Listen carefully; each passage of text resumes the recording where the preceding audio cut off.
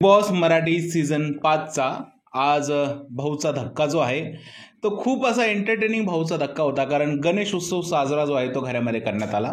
त्याचबरोबर या भाऊच्या धक्क्यावरती आपल्याला एक इंटरेस्टिंग गोष्ट पाहायला मिळाली, ती म्हणजे घरामध्ये झालेली आहे वाईल्ड कार्ड एंट्री. या वाईल्ड कार्ड एंट्रीने जे टॉप 5 सदस्य सांगितले त्याबद्दल आपल्याला काय वाटतंय हीच गोष्ट आपण जाणून घेणार आहे. आणि त्यानंतर सूरज चव्हाणनी जे घरामध्ये त्याचं एक वेगळं जेस्चर दाखवलं त्याबद्दल थोडंसं बोलूया, आणि निक्कीबद्दल जी कमेंट आली नाही त्याबद्दल थोडंसं बोलूया. बाकी चक्रव्यूह म्हणजे ते कॉमेडी चक्रव्यूह होतं, अशा गोष्टी थोड्याफार बोलूया, कारण आजच्या एपिसोडमध्ये एवढं काय जे आहे ते सांगण्यासारखं आणि बोलण्यासारखं नाही आहे जर का वाईल्ड कार्ड एंट्री सोडली तर एपिसोडच्या सुरुवातीला जे आहे ते रितेश भाऊंनी जे आहे ते गणपती बाप्पाकडे कोणतं मागणं मागाल असं घरातल्या कंटेस्टंटना विचारलं. तर निक्की बोलते की मला चांगला माणूस बनवून घरातून बाहेर पाठव गणपती बाप्पा खरंच निक्कीची मागणी जी आहे ते तू पूर्ण कर, आणि निक्कीला जे आहे ते खरंच चांगला माणूस बनवून जे आहे ते घरातून बाहेर काढ असं मलाही वाटतंय. कारण निक्की तांबोळी जे आहे ते सीझन 14मध्ये फायनलपर्यंत गेली तरीसुद्धा ती चांगला माणूस बनू शकली नाही. कदाचित मराठी बिग बॉसचा इम्पॅक्ट पडेल आणि तुझा आशीर्वाद लागेल, आणि बाप्पा तुझा आशीर्वाद लागल्यानंतर कदाचित निक्की जे आहे ते चांगला माणूस म्हणून घरातून बाहेर पडेल, हीच आम्ही तुझ्याकडे प्रार्थना करेन, आणि निक्कीची ही एवढी इच्छा पूर्ण करावी असं मला वाटतंय.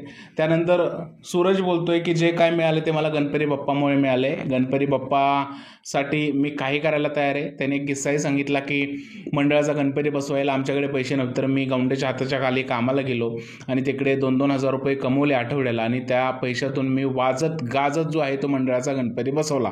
म्हणजेच काय, सूरजची ही गोष्ट आहे ही महाराष्ट्राला भेटणार आहे आता, आणि सगळीकडे ह्याच गोष्टीची चर्चा होणार आहे. इंस्टाग्रामवरती याच पोस्ट फिरणार आहेत, मोठे मोठे यूट्यूबर लोक किंवा बाकी सगळे लोक जे आहेत ते याच गोष्टीबद्दल चर्चा करणार आहे. म्हणून आपण सुद्धा याच गोष्टीबद्दल चर्चा केली आणि सूरजचं हे चांगलं काम सांगितलं, आणि तो बोलतो इकडे की गणपती बाप्पा माझ्या फॅनसाठी मला ट्रॉफीज घेऊन जायचं आहे, आणि ही गोष्टसुद्धा सूरजची आवडली.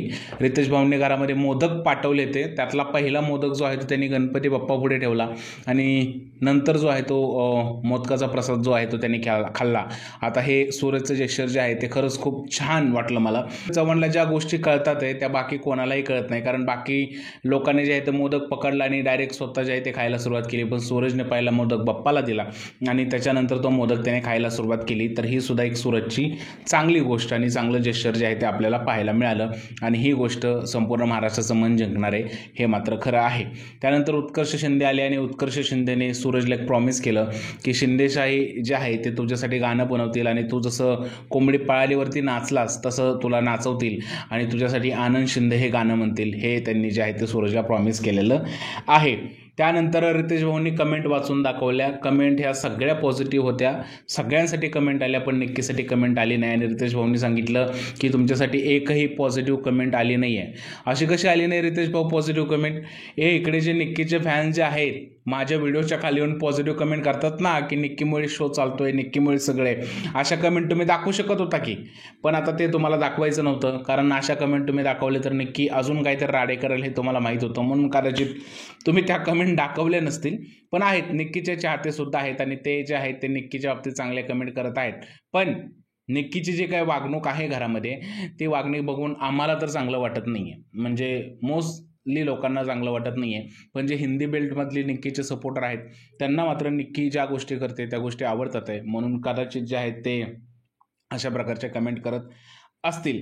कमेंटचा प्रकार झाल्यानंतर घरामध्ये गाणी झाली, मजा झाली, मस्ती झाली, वेगवेगळे टास्क झाले, इमोशनल झाले. या सगळ्या गोष्टी आपण स्किप करूया. आपण डायरेक्ट मेन मुद्द्यावरती येऊया. चक्रव्यूहचा जो व्हिडिओ दाखवले त्याच्यामध्ये कॉमेडी होती, हे सुद्धा आपण स्किप करूया. डायरेक्ट आपण येऊया वाईल्ड कार्ड एंट्रीवरती. तर संग्राम चौगुलेची वाईल्ड कार्ड एंट्री झालेली आहे.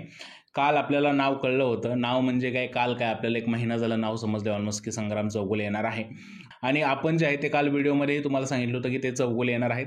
ते खरं तर मला संग्रामचं नाव पूर्ण माहीत होतं, पण कलर्स मराठीच्या गाईडलाईन असल्यामुळे मी तुम्हाला ते नाव आधी लीक करू शकत नव्हतो, म्हणून मला नागे आणि संग्रामचं जे आहे ते नाव तुम्हाला सांगावं लागलं. तुम्ही माझा प्रॉब्लेम समजून घ्या. तुम्हाला कळतच असेल की जर का मला चॅनल उडायची जर का भीती असते त्यामुळे मला या गोष्टी कराव्या लागतात. त्यामुळे संग्रामचं थोडंसं मी मिसलीड करायचा प्रयत्न केला होता, आणि संग्रामचं बऱ्याच लोकांना नाव कळलं, बऱ्याच लोकांनी कमेंट करून ॲप्रिशिएट पण केलं आणि बोलले की तू भारी ॲक्टिंग केली आहे. पण बऱ्याच लोकांना नाव कळलं की तो संग्राम चौगुलेच आहे. वाईल्ड कार्ड एंट्री त्याची झालेली आहे आणि वाईल्ड कार्ड एंट्री झालेला संग्राम चौगुले जो आहे त्यांनी त्याचे टॉप 5 सदस्य जे आहेत ते इकडे सांगितले. त्यांनी सांगितलं 1 नंबरला आहे अभिजित, 2 नंबरला निक्की, 3 नंबरला सूरज, 4 नंबरला अरबाज आणि 5 नंबरला जान्हवी. म्हणजे वाईल्ड कार्ड एंट्री संग्राम चौगुलेच्या मते 1 नंबरला सूरज नाही आहे, 1 नंबरला अभिजित आहे. निक्कीसुद्धा टॉप 5मध्ये आहे, अरबाज टॉप 5मध्ये आहे आणि जान्हवी टॉप 5मध्ये आहे. म्हणजे बाकी अंकिता, डीपी, पॅडी किंवा बाकी जेवढी घरात जी मंडळी जे आहेत ती या लिस्टमध्ये नाही आहेत. याचा अर्थ काय मित्रांनो, राम चौगुलेने त्यांचा गेम प्लॅन ठरवलेला आहे.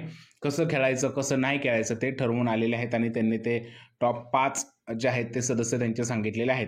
त्यांनी एक गोष्ट इकडे बोलली की निक्की अशी मुलगी आहे की कुणी वंदा कुणी निंदा, कॅमेऱ्यासमोर येणं हाच निक्कीचा धंदा. मला वाटतं ही लाईन ऑलरेडी ते पाठ वगैरे करून गेले असतील, कारण इन्स्टंट लाईन सुचणं थोडंसं अवघड असतं अशा प्रकारची.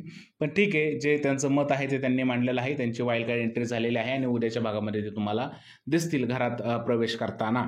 तर अशा प्रकारचा आजचा एपिसोड होता. जास्त काही बोलण्यासारखं नव्हतं मित्रांनो, त्यामुळे थोडंसं समजून घ्या. आणि मित्रांनो काय झालं आहे, बिग बॉस सुरू झाल्यापासून ना जागरण एवढं वाढलं आहे.